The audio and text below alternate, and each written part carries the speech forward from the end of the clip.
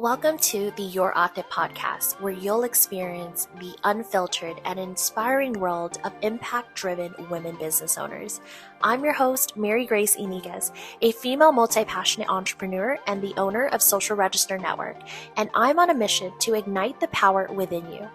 Here at the Your Octave podcast, we're all about sharing authentic stories, both the triumphs and the challenges, because it's through our life experiences that we can truly impact others. I believe that by opening up and embracing vulnerability, we can empower ourselves and those around us. So grab your headphones and let's celebrate the resilience, passion, and the determination of each impact-driven women business owner. Remember, your story is the spark that can light up the world. Let's make an impact and ignite the power within you. I am so excited to have my next guest on because I just admitted to her, y'all just need to know this. I just admitted to her that I've been fangirling her for so long. And now, we have confirmed we're friends. And I want to introduce you ladies to Christina Knapp. And Christina, I'm so excited to have you here on the Your Octave podcast. I am beyond thrilled to be here. Thanks for having me. Of course. You and I are, we connected online, and this podcast, actually, this interview, I've been looking forward to it because you just share so much of alignment that I agree to, but also I know it'll impact a woman, whoever is listening today, in so many different ways. So Christina, for anyone who doesn't know you, please tell them, what do you do? Like who you are and the business you own. Yes. So I own Elixir Media Co. I founded it 7 years ago and I'm currently still the CEO.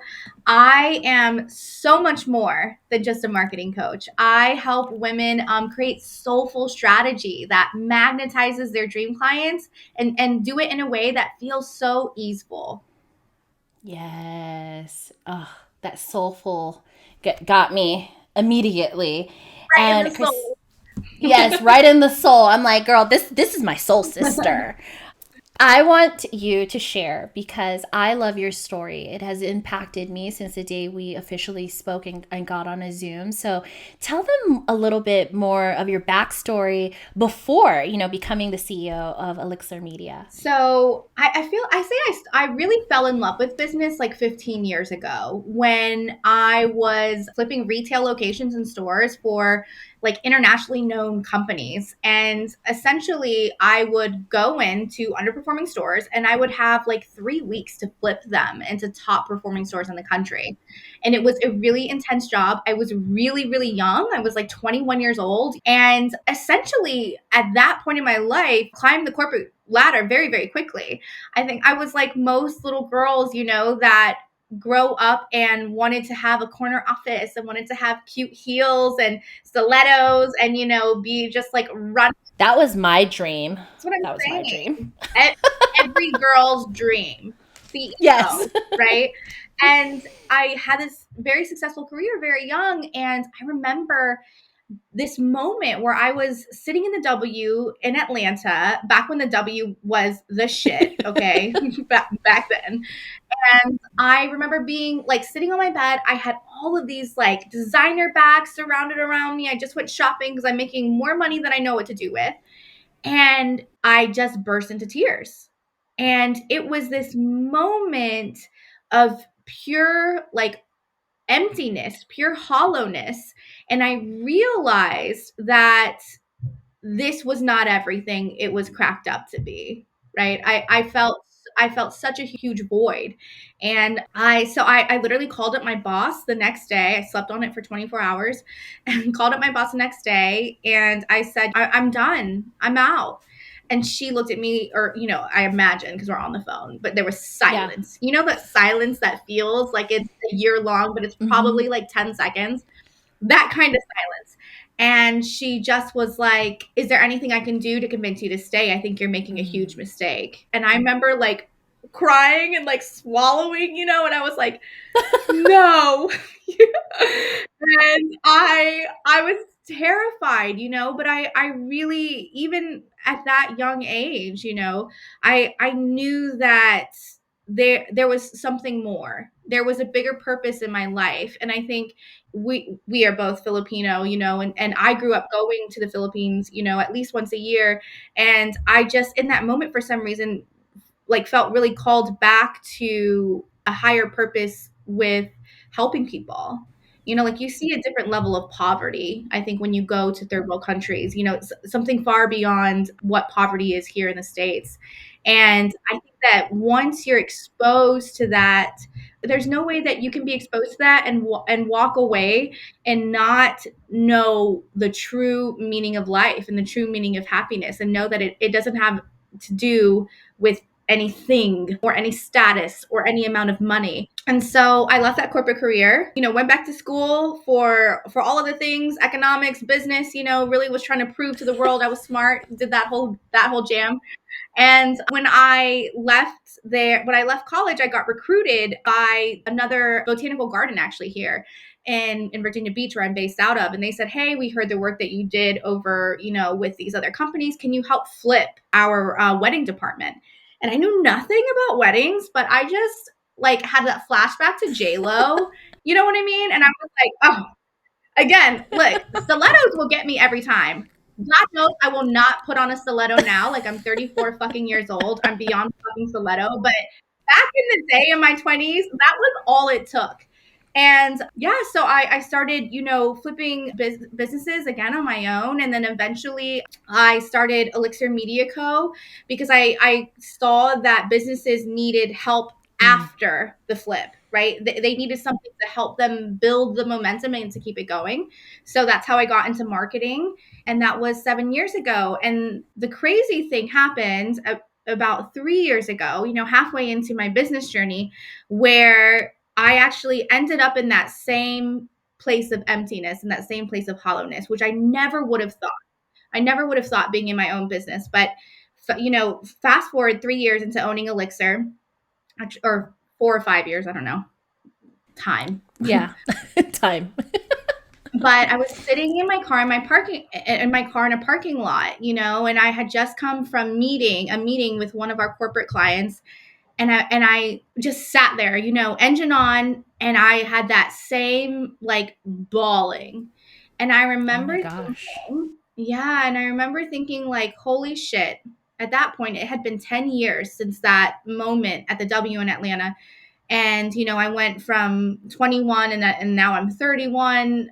I was at the time. And I was like, I realized that I felt the exact same way I did in corporate, except the only difference now was that I created the scenario around me, right? I built this quote unquote emptiness. I chose to work with people who really undervalued me and who made me feel like I had to prove my worth every single meeting. And I put myself in this position and I thought, what the fuck? What the fuck am I doing this for? Because at least when I worked with corporate, I could hang up the hat.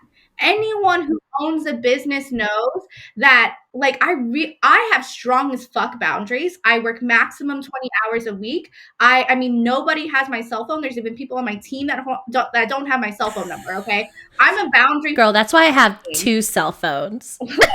No, whack me. Okay? And still, because we love what we do, it's always in our head, right? We bring our thoughts back, but we still got to bring them back. And the thing was, it's like, okay, now I'm not only miserable and I'm empty and I'm working with people that I don't love, and I'm doing work that I'm taking because people are saying they need it, not because it's coming from my soul, and I thought I was going to burn the whole thing down. I was like, if this is just what we're going to feel like, I'm out, I'm not doing this anymore. No, I'm not doing it anymore. I said, I really left that parking lot and was like, enough. But the greatest thing about sitting in that parking lot and realizing that I was a common denominator between the emptiness that I felt at corporate and the emptiness that I felt in my own business, right? Again, was that I was the common denominator. And to me, I love. Best case scenario, I'm the fucking problem. Because that means that I can change everything today, period. I want to like rewind a little bit. So, like going through these epiphanies, were there like signs leading up to it? Like, were there things that you felt, heard, or your body was giving you like signs of it? Because I know as someone who's gone through the personal development, is sometimes our body is telling us, or maybe there's signs that are telling you. Was that there for you before the epiphany? I'll say this. Of course, there were. I did not have the tools to recognize them. And I love my parents deeply. I always have to say this first. Mm-hmm. I love my parents deeply.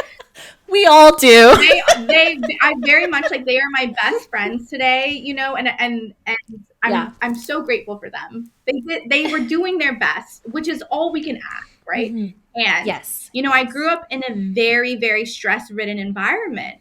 And so what I realize now that I had no idea back then is I was used to living in a permanent state of stress. And I was used to living in a state of anxiety. And I didn't know any different, which is why I, you know, created the situation around me, right? Literally, it's classic self-sabotage, you know, and you know, is when you create the state that you feel the most comfortable in. And for me and my nervous system, it's what I had known my entire life. So absolutely, there were so many red flags, but I just didn't have the tools to recognize them. So now with Elixir Media, since you recognize when you launched your business and being in it for 4 or 5 years, there was, you know, you're feeling that same hollow feeling. How have you shifted it? Did you start a new business? How was that transition? I pivoted. I really said, okay, I'm from this point on, I'm only available for work that lights me the fuck up. I am only available to do work that gives me energy. As in, like, when people pay me, I want, and I deliver my service. I deliver, like I say, I deliver my magic. I want to feel even better and even more energized than when we went into this. And that's a real, like, yeah, that's a real, I was going to say mind fuck. It's not really a mind fuck, but it's a very different way, right, of looking at delivery and of service and of being in business. Because I think, you know, we're taught our whole life, you know, you sacrifice and you work hard and you're supposed to be tired at the end of the day, you know, like that's how you know you've really given it your all. And I really started to, you know, in a way, tear up these contracts that I unintentionally signed. Okay, you know, I watched my parents who came here with absolutely nothing and build a life, I mean, out of scraps. And I watched them sacrifice everything, time, energy, money, love, all of it, to build this safe and secure life. And so I unintentionally signed that same contract, right? Like, okay, I want to be successful, so I'm going to give everything. I'm going to sacrifice everything. I'm going to work eyes open till eyes shut, you know, the way that I saw that it was done. And so this was a huge moment for me where I literally ripped up those contracts, well, figuratively ripped up those contracts and was like, I'm going to figure out another way to do this. And if I don't, then entrepreneurship isn't for me. Yeah. And I have to ask this question because it's something that is asked of me all the time. And I never really have the tactical tools or steps on how they can achieve this audacity is one of the words I took from you, what you say in your marketing. It's like having that audacity and that confidence of really doing what you want, what feels good to you. So what are some tips? Like, give us one or three, whatever you feel. Like, how can someone step into that? Because we're all meant for it. It's just, like you just mentioned, sometimes our history, our upbringing, whatever it can be, all the journey just sometimes clouds that for us because we're used to that. That's what we saw. So how can we like step into that audacity? Everyone's seen The Little Mermaid, right? You've seen The Little Mermaid. Yeah. You know Ursula, that moment where she's like, oh, honey, this is what I do. This is what I live for. I feel like, I was like, this is quite literally what I do, and this is what I live for. Like, what I really do best is helping people who think in a very logical way, right? Who are very much rooted in reality, and I help them dream again.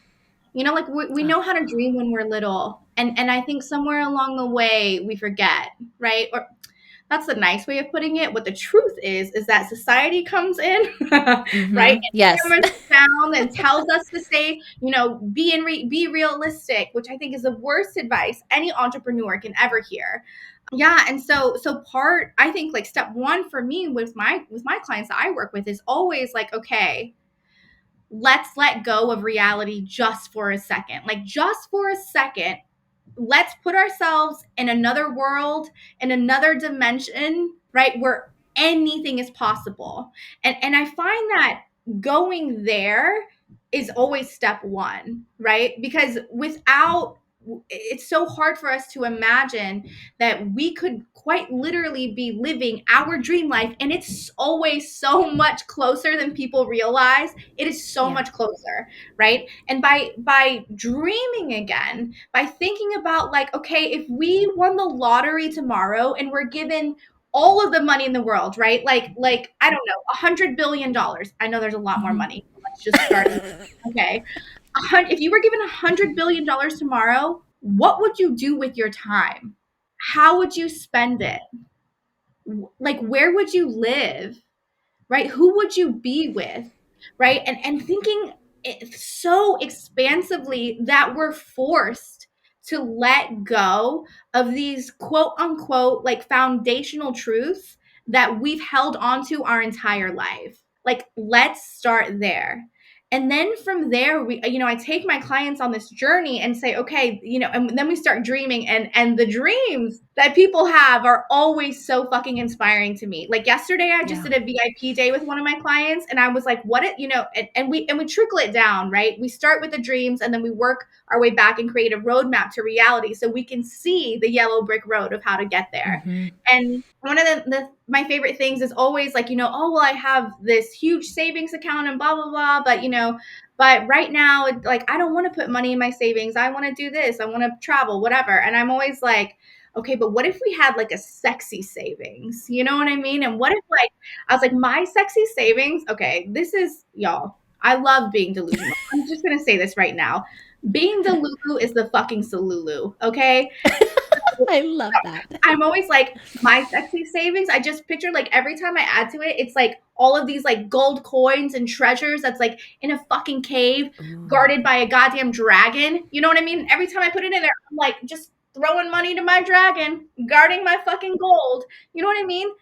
Way more fun than just like, let me move, you know, a few hundred account the next day. Yeah. But taking that same journey, right, and applying it to like our business, and then it starts the conversation of, okay, in this crazy other reality where we have $100 billion, where we're chilling on a beach, you know, in Fiji one day, and we're off, you know, speaking at conferences the next, it really starts to get clear what you actually love to do and how you actually love to spend your time. And then when we start building a business around that, right? Like, around our dream life, not building a business and then figuring out where there's time slots for us to live our life, right? That's not what we're doing here. We're figuring out, what does our dream life look like? Then what does our business look like? And then here's how I'm connecting this back to Audacity. I promise it's coming. Is who do you have to become to live that reality? Because the only reason it feels fucking impossible to you right now is because you are not her yet, right? And then when we start saying, okay, well, this is the woman who she is, right? And I say, no, who you are. That's you, boo. It's just you in the future. Then we start saying, okay, so how do you need to show up? How would, you know, how would future Christina show up? How would future Mary show up? What decisions would she be making? Right? And often that, you know, evolved version of us, I like to say, like, our Phoenix, we're in our Phoenix era, we're becoming the evolved version of us, right? they're always confident as fuck. They always have all the fucking audacity to go after every single thing they want. They don't even think or blink about playing small, right? They're so sure of who they are, and they own every single part of themselves, and they love being a complex woman, and they surround themselves by other intelligent women who appreciate multifaceted women, right, who don't have a hard time understanding it, who don't oh well, I can't really understand. Let me tell you, every single person in my community can fucking understand it because they're smart as hell, period. And once we really allow ourselves to see ourselves that way and to start showing up as her, oh, the audacity comes, girl. Yes. So easy. It just flows. And that's where the marketing comes in, and how you're able to show up in your marketing and all of that. Because you have, so I noted it here because I have ADHD here, and we got to keep it on the bullets. And Christina and I are friends, so this conversation could go, I don't know, somewhere else. All of the juicy places. So is Femme Audacity your program? But that's a question I have. But secondly, I was really intrigued with the way that you help your clients with video and how to create reels that is owning into their audacity and showing up in a way that is, to me, I feel it's disrupting the industry, because so many people are like, oh, I'm going to sit here and tell you how to do something. And I'm guilty of that. Sometimes I do that. But most days I'm like, bitch, you need to listen to me right now. Right? But tell us more about that, because I know that there's a lot of women that are ready to show up in their audacity online in marketing. Yeah, so Femme Audacity is a new membership that we just launched. And to be totally transparent, I've always wanted to have a membership. Prior to this, we had other departments within the company that just took up a lot of my time and took up a lot of space, and I didn't have the capacity for it. And I wanted to make sure that when I did launch a membership, one, I wanted it to be the best fucking membership there ever was.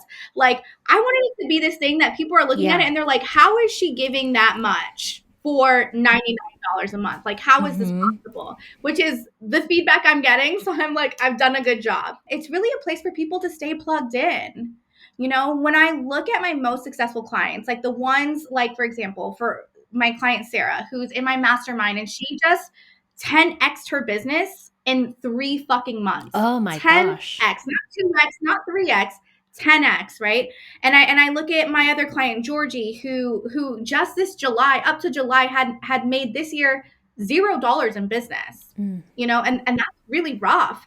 And so she joined my mastermind, and then literally it's been 3-4 months, and now she's having 60K weeks. Okay.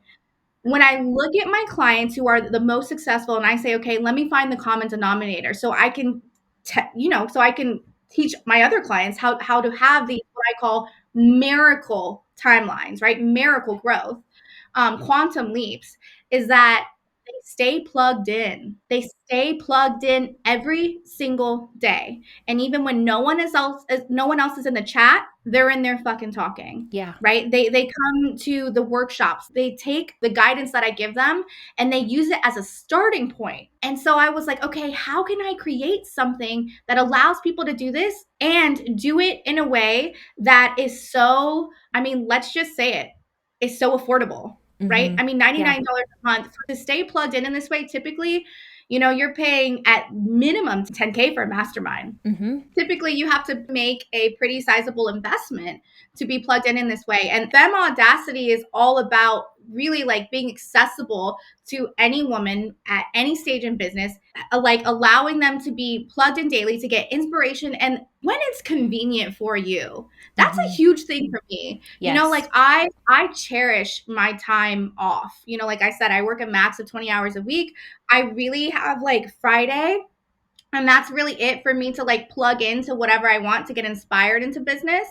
And I wanted a way that people could just plug in whenever they wanted, when they're in the car, when they're on lunch, just when it feels good. Everything that we do is based off of that. You know, it's like, yes, the strategy is there, and you're only going to stay consistent when you do things that feel really good for you and feel really aligned. And that's why I created Femme Audacity. Wow, I love that. When you went into marketing, what made you want to create something of this culture, right? Because Elixir Media is a culture that I haven't seen yet. Again, it's disruptive, and I love that. Like, I'm all about that because it tells me there's no fluff.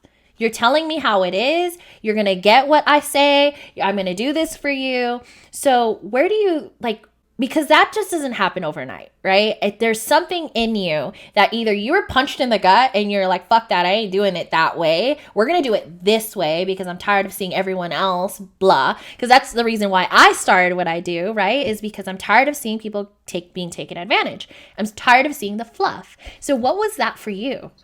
Oh, for sure, a part of that. I mean, anybody, I think that even if you don't own a business, it's just, I feel like part of our culture, you know? And I'm not going to lie. Well, one, I mean, I've been punched in the gut, kicked in the gut, all of the things. You know, something about me that I still am exploring and also love about myself is I quite literally don't know how to be any other way. And anytime that I try to be any less transparent, less real, or just like not saying the things that are on my mind, it takes a lot of fucking energy for me. It takes so much energy for me to pretend to be something I'm not.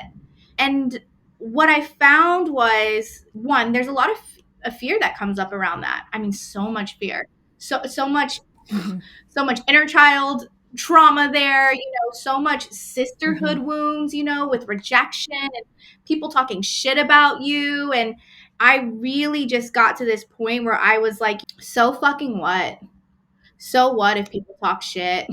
Yeah. What does that really truly have anything to do with me? Because I'm going to continue to be fucking miserable and depressed and have wildly high anxiety if I continue to try to put a mask on who I am.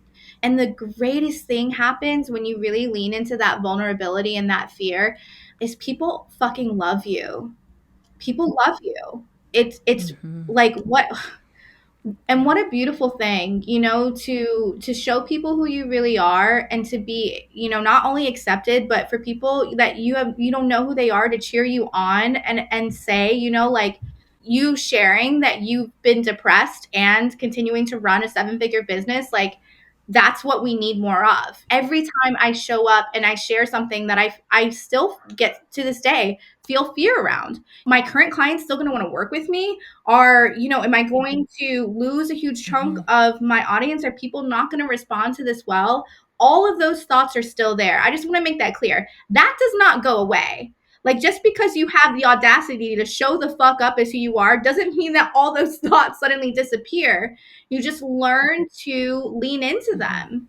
And I think really by learning to say, no, I'm going to own my fucking power here. And I'm not going to give it away to anyone, not to any shitty comments, not to anyone in my DMs, not to any conversations of people who I know that are talking shit about me. Right. I ask myself in those moments because they get to me. I'm a human being. I literally say, Christina, is this the person who you want to give your power away to? And that answer is always, what the fuck? Absolutely fucking not. I'm always like, these hoes, no. They ain't the one, right? Like I've been through too much shit. I'm too proud of this shit to give my power away to this person. And I think that perspective, non-ironically, is just so empowering, It is. And you attract the people who actually, like you just said, love you and appreciate you showing up the way you do. And I went through that in the beginning too, because I shared with you is I was like trying to live out this legacy that the previous CEO lived. And she was amazing at what she did. Obviously, it's a well-known business. It's how many years in. And I went in like, oh gosh, I got to do this.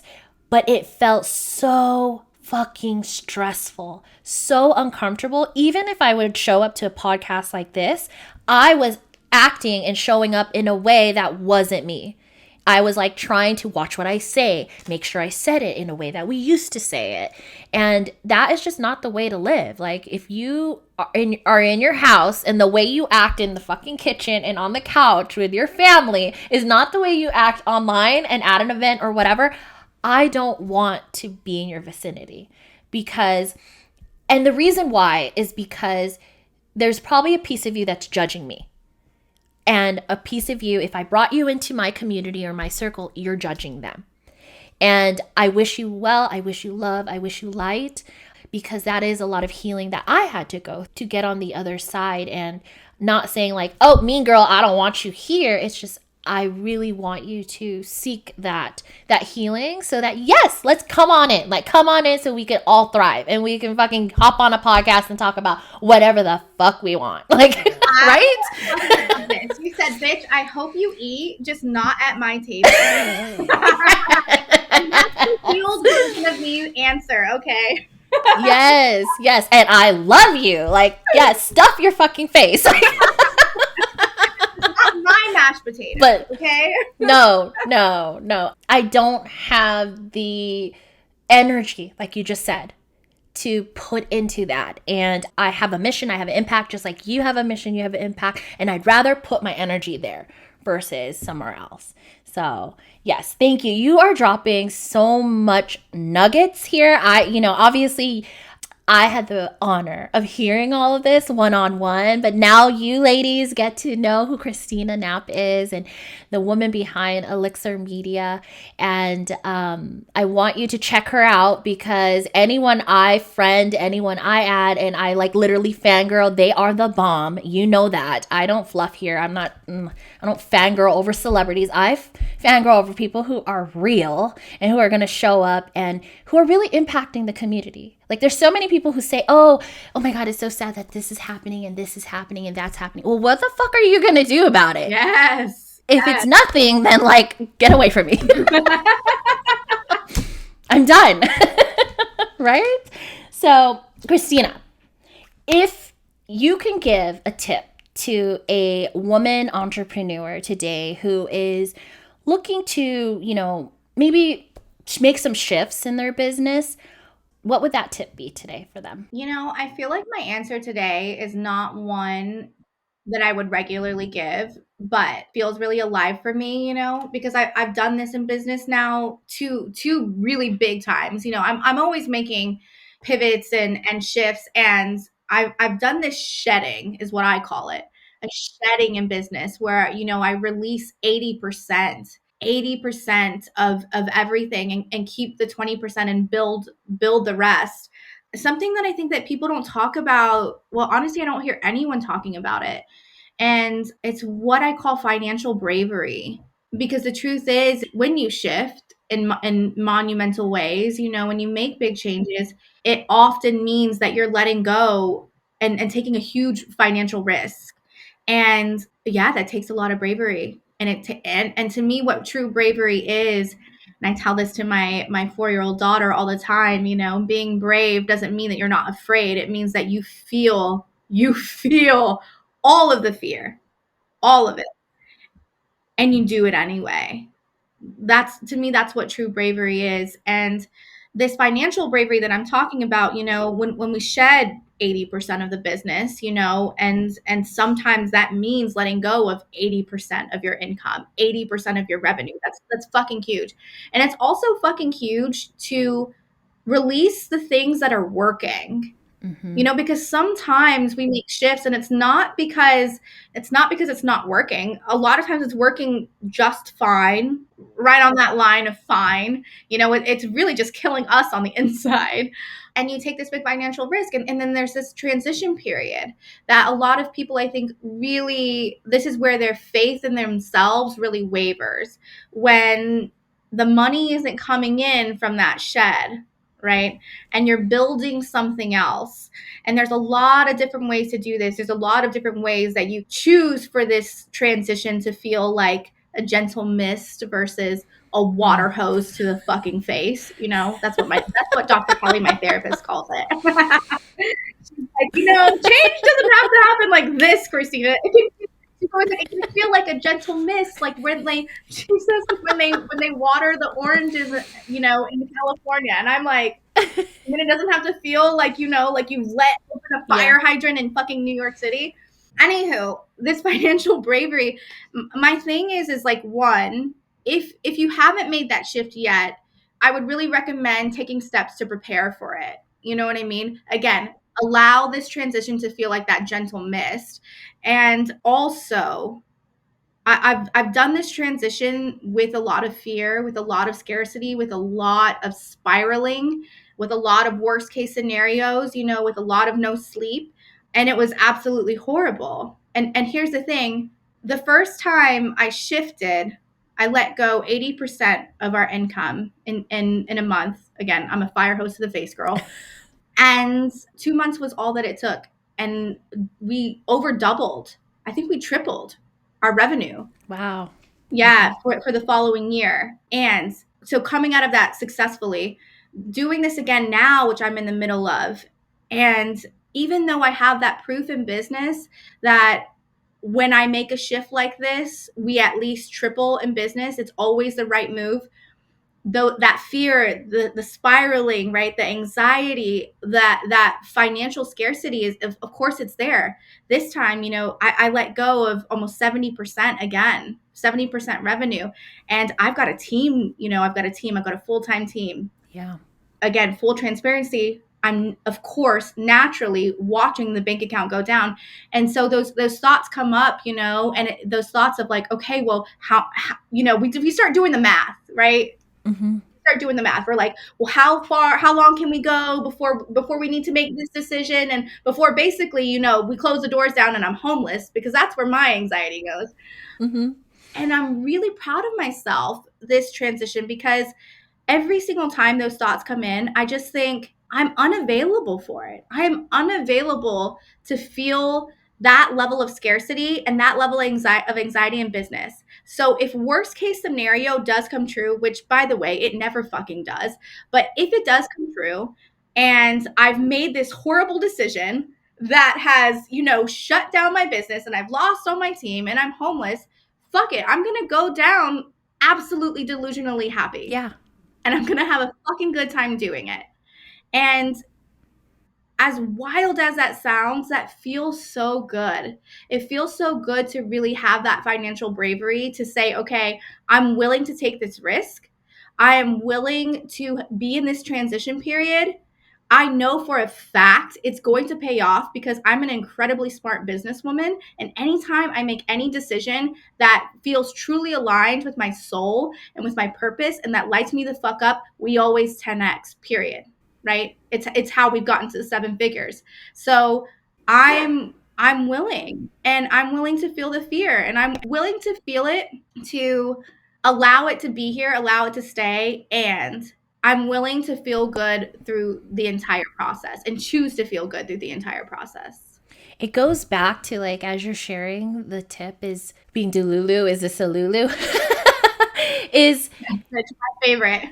In the end, you'd be happier, because I'd rather be happier trying something that, you know, let's try this. I don't know if it'll work, but let's just try it, versus wondering, maybe if I did that last year, I could be here in this time of December or whatever, right? I'd rather just try. I think it's ironic that you're going through a transition period and we're sharing about it, because I am also going through a transition period with Social Register. And one of the things I told my team is, I got us.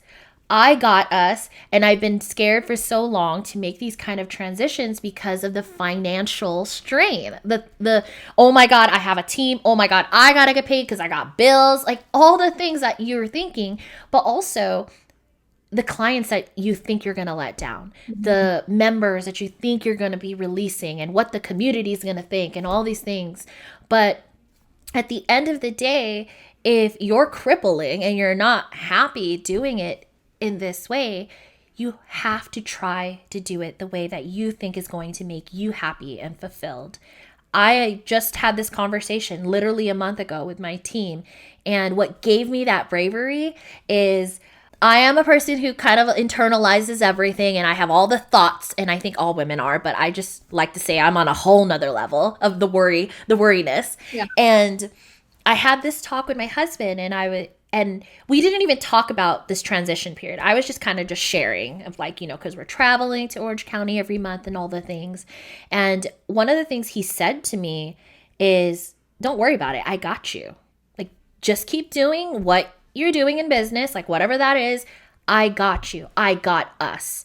And the reason I wanted to share that is because for me, it was my spouse. A lot of times it's my circle and my tribe, and how important it is for you to surround yourself with people who got you, who believe in you, right? And who is like, yes, do what makes you fucking happy. I got you. I got us. We can do this. So for Christina, like, do you have a tribe, first of all? And I can't imagine you not having one. And how has that impacted you in your business? I am so like genuinely grateful that you brought this up because it makes all the difference in the world, period. I would not be here today, 2 years ago, 5 fucking years ago, 10 years ago, without surrounding myself with people who not only believe in me, but believe in me to a delusional level. Yes. You know what I mean? Like there are just times where I have been completely fucking broken. Zero belief in myself, so like just in pieces. And sometimes it's my partner, shout out Yeah. to us for picking fucking amazing partners, by the way. Right? That's not an easy Yes. and to do young too. I consider myself young, but we are both young. And we're both under 5'5". We just had that conversation. But we speak as if we're 5'8", okay? Yeah, I identify as 5'5". I keep telling you this. In those moments, if I didn't have the people in my life that were so confident in me and really truly saw me for everything that I am, I would have quit. It's so easy to. And before, I used to think that like, oh, well, I just need to like, well, how am I going to go out and find them? Especially like in this day and age, like we're all on the internet. We're all on the internet. Where are they? As I'm like looking outside my office. I used to think that like, yeah, that those people had to be in your life or you just had to have access to them. And I used to be really jealous, And then I realized, oh, I don't know how this is going to land. We're going to say it anyway. I realized that I could pay just point blank. Yeah, proximity. I could pay to be in the rooms that I didn't have access to. And then I learned like, oh, there are people out here who are gathering like the women that I want to be around. The women who can expand my reality just by proximity, who like, and this is not just woo woo. This is fucking science that when you are around productive people, you automatically, without even trying, without doing anything, become at minimum 15% more productive and more aligned with the direction that they're going in. That's science. That's frequency, right? That's measurable data. So like for me, it's never been about 15%. When I'm surrounded by women who inspire me and I can see them doing the things that I didn't know were possible, and I see them living in a way that feels like aligned for me, right? That's very like soulful, that's very, what I call living a rich life, living the life of like, if we had $100 billion today, my growth is always 10x, period. It's never 15%. And that's my favorite way to spend money, hiring coaches and people who see me in my highest form, create the space for that and allow me to elevate to it. I've invested multiple six figures in being in masterminds with women who I form, those are some of my best friends now, who I go to when things are really tough, when I don't know what to do about a team member, or I'm having a really tough time with a client, things that my friends growing up with, I love them dearly. They just can't relate. You know what I mean? Yeah. And again, my favorite way to spend money is to be around like-minded people who are already living the type of life that I want to live. Ooh, I agree. And I align with you that I only, a lot of people ask, what have you invested in for the year for your business? And a lot of my investment goes into either personal development, because I know if I'm not whole, it ain't happening. And the second is, like you said, mentorship, coaching. But also, I look at the coach, the mentorship, and I look at the community, because I want to be around the women, the entrepreneurs who are also operating at the same mindset and level as me, because it's easy. It's easy to be drugged down.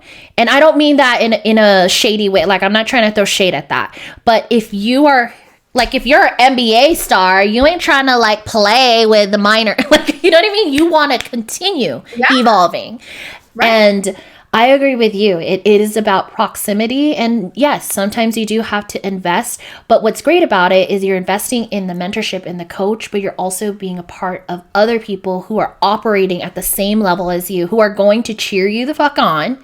And you can have these kind of conversations that maybe you can't have with family members, friends, or whatnot, right? Yeah, or maybe like you don't want their advice. You know what I mean? Like let's say that too. Yeah. I love I'm just saying, I love my mom. I'm not calling her for advice on certain things. You know what I mean? Yeah, no.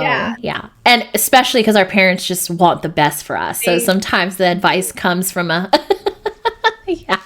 And I even say that for my own son. I'm like, I don't want him to go to me for that kind of advice, because as a mother, the mother in me is going to come out and it's going to be like, oh, maybe. But then the businesswoman has to fucking come out and be like, yes, fucking do that. Yes, cut that ass off. Like, I'm going to be calling you when it's time, Mary. I'm going to, like, when Violet gets that age, I'll be like, I don't know what to say.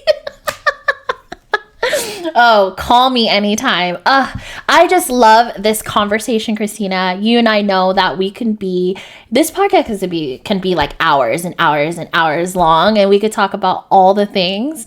I truly enjoyed our time. I thank you so much for sharing your story, your journey, and also dropping all those nuggets for another woman. But most importantly, thank you for being our ate today. Thank you so much for having me.